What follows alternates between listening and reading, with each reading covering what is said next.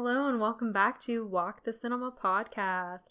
Today is a very special episode where we're going to be talking about Inglorious Basterds. Yeah, Inglorious Basterds. This is our first Tarantino.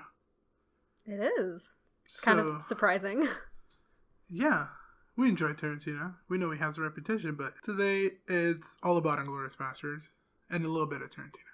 Yeah. And maybe Eli Roth. But 100% Inglorious Basterds. Yeah, Inglorious Basterds. Bastards spelled with an E after the T, which no one really knows why he's done that. So let's stipulate. I mean, I really don't have an answer for this. Well, I saw in the Blu-ray extras that the director of the original The Inglorious Basterds was asked by Tarantino if he could use the title. And then he took out the "duh" and he changed the spelling of bastards. I think it's his way to stand out and have his own title. Maybe. Because it's not a remake. No. It's the story of a group of American Jews. Mostly, some of them aren't American, but they join up with the group of American Jews that their mission is to kill Nazis. And that's it. Yeah, and honestly, even though this movie is entitled Inglorious Basterds and that's who the group is called, like that's what the group is called, their name. I still don't know if I consider them to be the forefront of the story. For me, it's always been Shoshana. Yeah. I mean, it's half and half. Yeah. They both come up with the plan for the ending of the film separately, but they kind of collide at the same moment. Yeah. They never meet, really, but yeah, their stories are simultaneous. Yeah. It's a violent film. Yes. Which is a criticism that Tarantino has gotten through his career, especially peaked at Kill Bill, I would say. Mm-hmm. And then with this, it was also a claim that was extremely violent and just... Too much, but as he says, it's just fun. Violence is fun. So, it is fun. But I wouldn't even say that the violence is like the forefront of this movie for me. Like, it's there, but I feel like that this one has such depth that for me it doesn't really affect it. Okay, so let's talk about the depth. We have an opening scene that's... We could probably have a whole episode on just the opening scene. It's one of the best opening scenes in cinema, period. Mm-hmm. And that's been said by a lot of people, so it's not like we're coming up with that concept, but it's such a tense scene. It's so well acted. It's done in 3 different languages. Mm-hmm. And it shows off the skill that Christoph Waltz really has and can have. Yeah. But apparently, he only knows how to act when he's directed by Tarantino because all of his other movies are trash. Bold statement. But yeah, this first scene was... When I first saw it, I was just kind of already blown away. Yeah. Like, the first time you ever see this scene is kind of like just an experience in and of itself. This, for the ones that don't know, or for the ones that need a reminder, it's the main villain. Hans Landa. I guess the main villain's Hitler, but... Yeah, but Hans Landa is Hans Landa is the main on-screen villain, and he's going through houses in rural France looking for hidden Jews, and he goes to this family house, and he's talking to the man of the house, and they have a long conversation, which has a lot of good lines, a lot of good acting, a lot of tension. Yeah. And then it pans down, and we see the Jewish family hiding underneath the floorboards. Which in most scenes, for most directors or for most films, that would be the moment, the revelation. But the revelation only emphasizes the tenseness. The tension of the movie, because we're no longer wondering if they're down there or not. We're wondering if they're going to be found out. Yeah. So that's a whole level of tension that it brings that's very innovative. Yeah. And so, it goes back and forth. Well, it does go back and forth between French and English. And we find out the reason why he wanted to switch to speaking in English was because the Jewish family doesn't speak English. Yeah, there's some more use of the English throughout. Yeah. So they basically have a discussion about, the reason he's hunting Jewish people, why he's good at it. And why he loves his name of the Jew Hunter, which later on again comes back. Yeah. He explains why he's better than Jews, typical Nazi superiority. And he gives like an example of like comparing Jews to rats, essentially. Yeah, which it doesn't say as an insult, but then says it as an insult. Yeah. So basically he gets poor Pierre, the father of the 3 girls, and he's the farmer. Yeah. That's hiding the Jewish family, to admit that he is housing the family underneath the floorboards. Hans Lana is one of the most cerebral and intelligent characters in any film. Yeah. He's so intelligent throughout everything, and it's so well portrayed by Christoph Waltz in this. Mm-hmm. That's why I got that Oscar. I mean, he's so creepy. Every time he's on screen, you're kind of scared for what can happen. Because he's like psychotic in a way that's like smart psychotic. Yeah, he's a terrible person, but he's super smart in the way he goes around it. So he ends up ordering the German soldiers to shoot at the floorboards, killing almost the entire family except for 19-year-old Shoshana, mm-hmm. who runs into the field as fast as she can. And I always think that imagery of her running, she's dirty, she has the blood of her family all over her. It's very powerful. Like, it's so powerful. She's sobbing as she's running, but she's mourning the loss of her family that just happened and also trying to run for her life. This scene is amazing. Yeah. It's great. Tarantino knows that, and I feel like Eightful Eight was basically this scene extended. Mm-hmm. It's not about Nazis or Jews or floorboards, but it feels like he liked it so much he wanted to expand upon it. Everyone loved this scene. Yeah. Even the people that kind of don't like the movie, this scene is great. Yeah.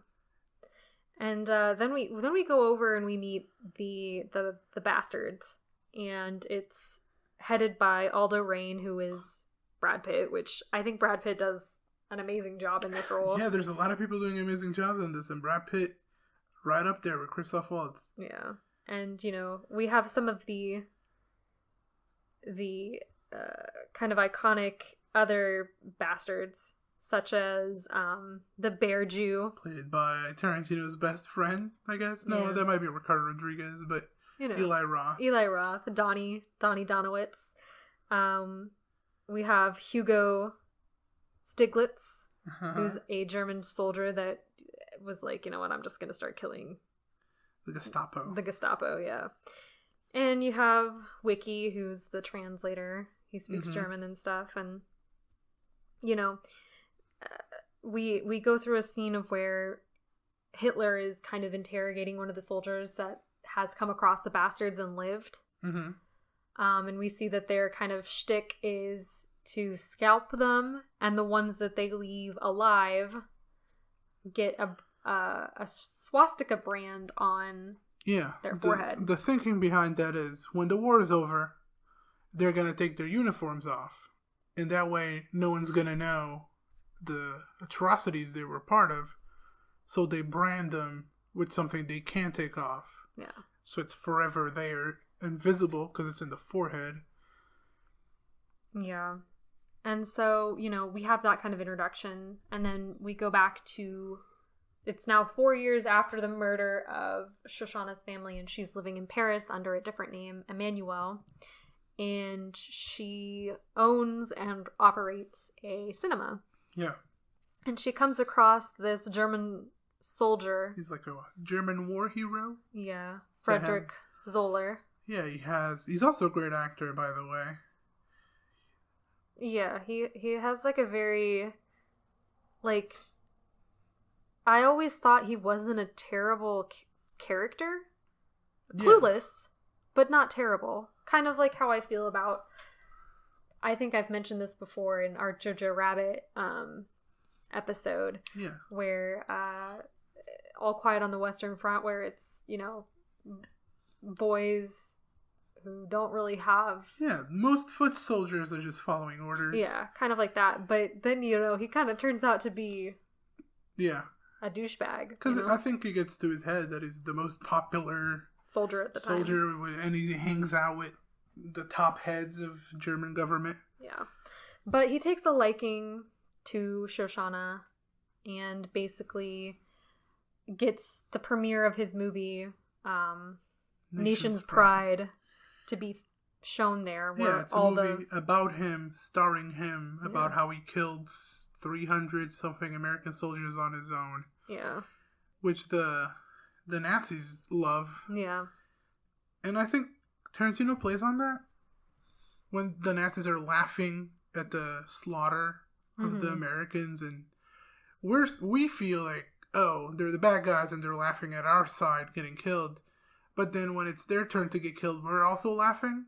Yeah, I guess so. So it's like double standards where we think they're bad people for laughing at Americans getting killed, but then we laugh when they get killed because they're bad guys. Yeah. But at the end of the day, everyone's human. They're the human race and they're getting killed.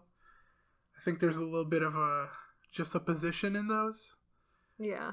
A little bit more depth than, would appear. Yeah. But then we have another great scene kind of that comes from this, when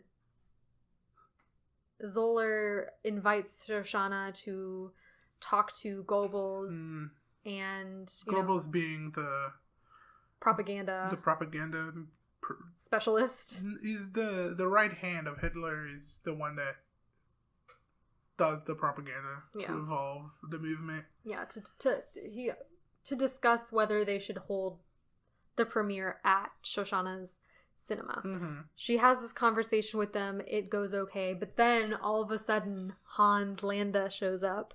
Yes, and she immediately freezes. She knows him. She knows he's the man that killed her family, and she's scared that she's going to be found out. Yeah, that's what's behind this. We don't know if he knows her because he's seen her before, and he's very smart and he picks up clues.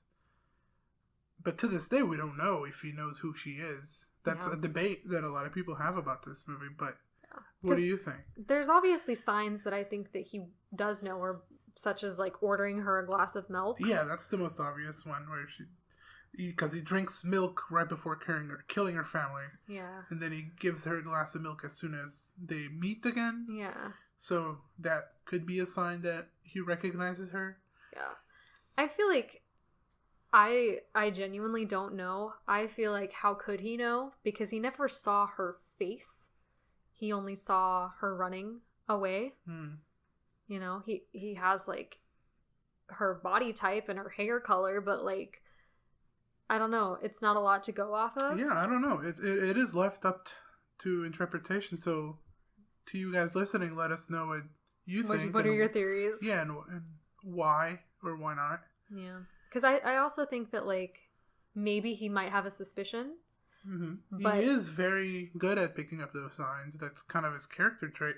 But I don't think that he has enough to, like, definitively say that is Shoshana. But still, without us knowing, it still manages to be super tense. Yeah. And hard for Shoshana. And we see that as soon as he leaves, she takes a deep breath like she's out of air. Yeah.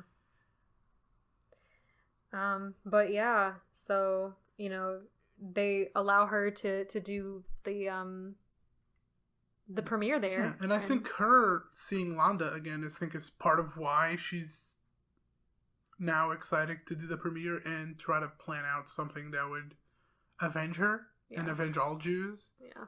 Because she and her lover, Marcel, are going to devise a plan that's going to burn down the cinema and with all the Nazis inside of it. Yeah. And then the Bastards have their own plan, which they discuss with a German actress that they meet. Yeah. That's another tense scene that... Yeah. Because it starts off, that kind of like sequence starts off with Archie Hickox, I think is his name, played by Michael Fassbender, Yeah. Who's, yeah. When we meet that character, we also have the cameo. Yeah. For Mike Myers. Yeah. Which that man loves his cameos. Yes. So we get Michael Fassbender's Archie, who is a British spy that can speak German fairly well, but not good enough to fool the Germans. Well, enough to fool most Germans, but we just had a crazy German dialect guy. But so he's supposed to meet up with the Bastards to talk to Bridget Van Hammersmark, who is an actress, to talk about a plan to get them to basically end the war.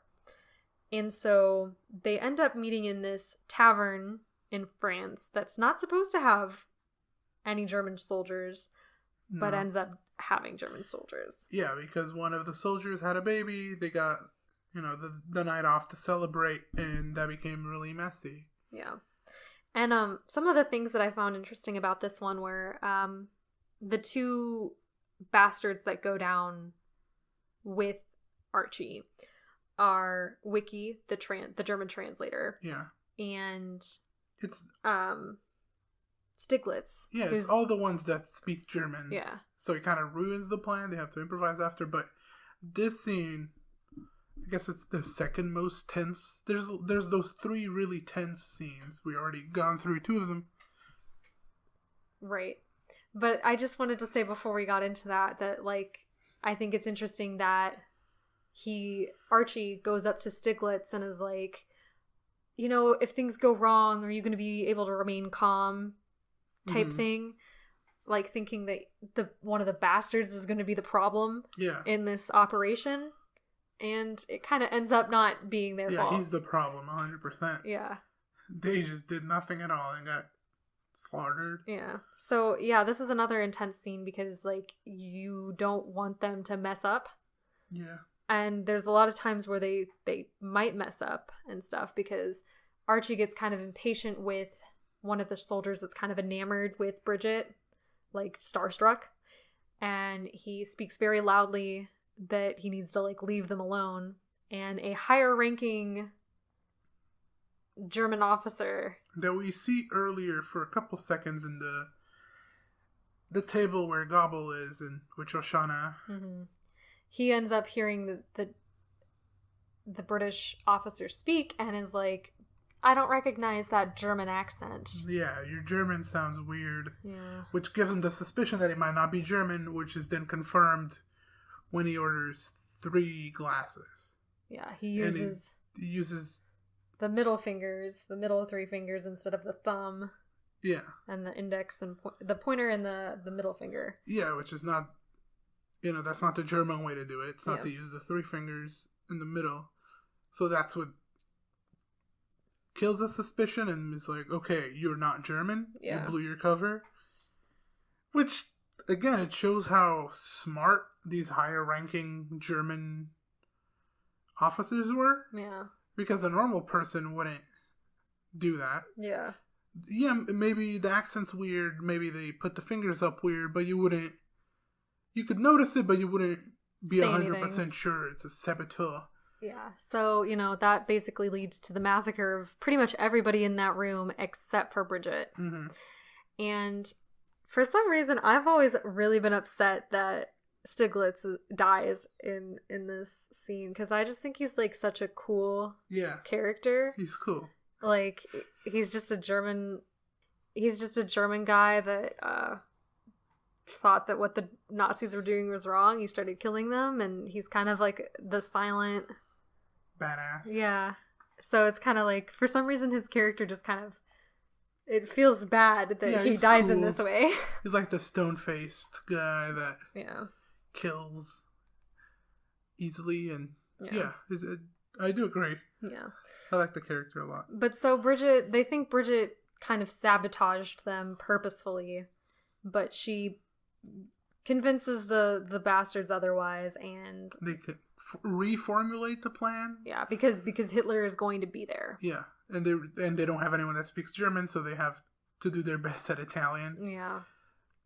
But Anzalanda goes to the scene of the massacre in the basement, and he finds a shoe from a lady, and then he finds an autograph From Bridget. Which is the one she gave to the new father. Yeah. And he knows she was there. He deduces she's a double agent. Yeah. At the premiere, because she says that the Germans don't have a good ear for Italian. And then as soon as she says he's Italian, Christoph Waltz bursts into fluent Italian, which is not really fluent. But Christoph was a godsend for this movie. Tarantino was really struggling with that character. Mm-hmm. From what I know, he might have not even done the movie. Mm-hmm. And Christoph Waltz is the only actor he could find that was fluent in French, German, English, and could pull off Italian. Yeah. Which, that's hard in itself, but then you also got to be a good actor. Yeah. So that's a godsend. Yeah. And he deserved everything he got for this. Yeah. And his Italian's not the best. But you can't be good at everything, you know? His Italian is good. It's better than Brad Pitt's Buongiorno. Yeah. Good. That's so hilarious. It's so funny. Him speaking Italian without having a clue how to speak Italian. It's really funny. Yeah. But obviously the plan doesn't go... Like, Hans Landa ends up killing Bridget. Yeah, which is...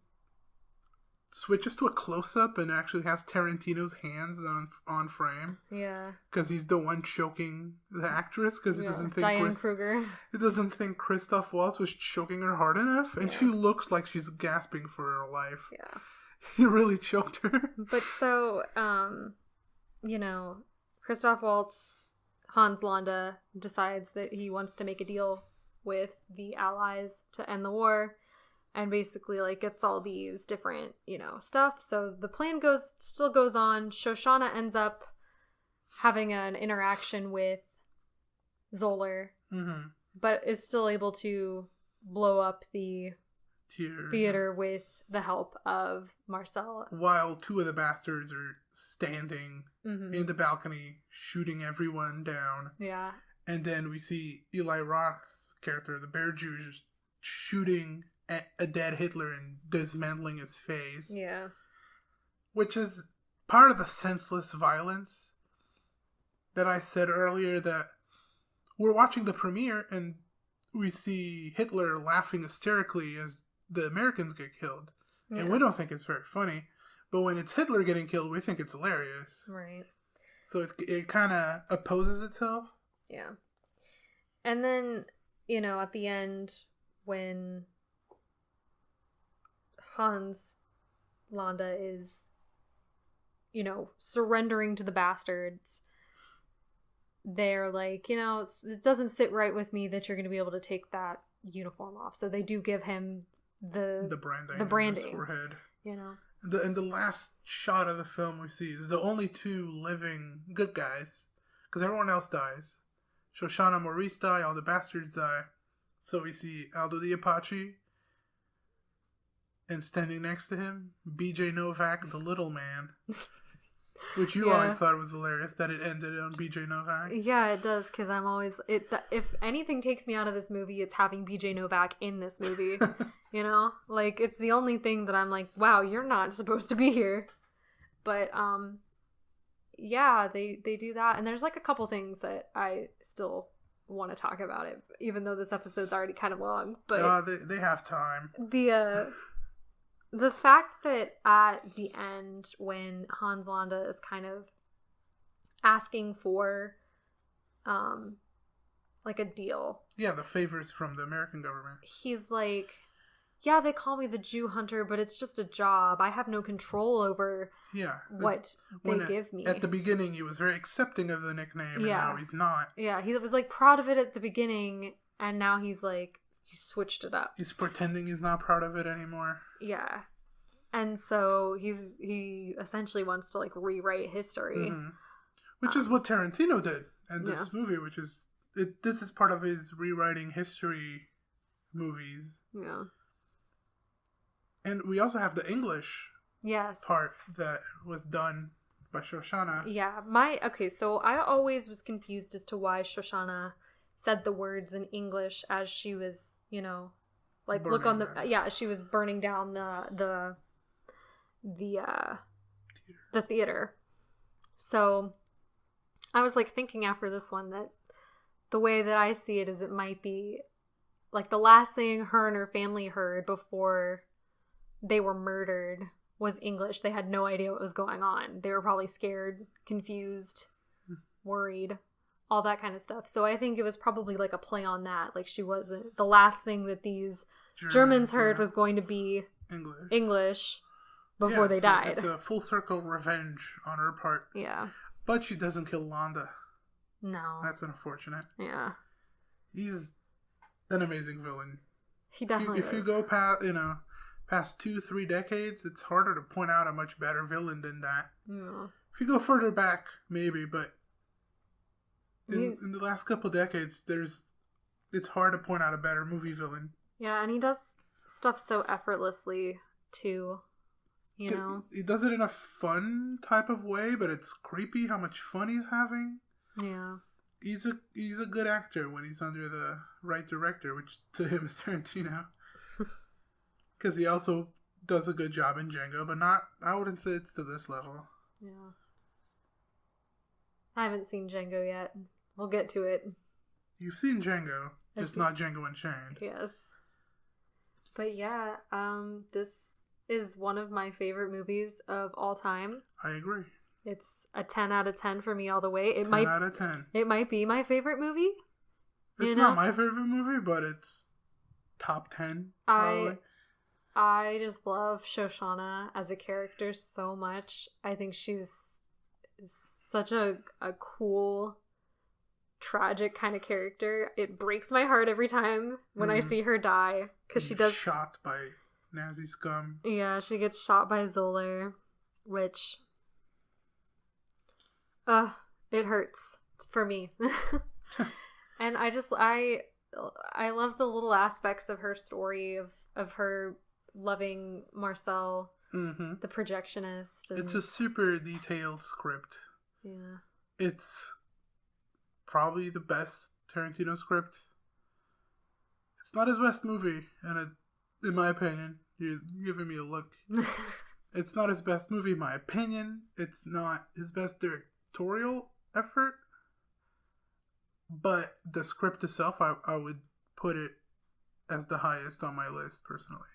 Yeah. I think there's just a lot of cool, interesting concepts that this included. Yeah, and he rewrites history and kills Hitler sooner, which, wouldn't that be lovely? We can all agree on one thing. Maybe. But yeah, if you like this episode, don't forget to like, subscribe, share, leave us a comment. I could literally talk about this movie forever. Yeah, if you have any questions, you can ask and she'll reply to you. Probably. But yeah, hope you guys like this episode, and we'll see you next time.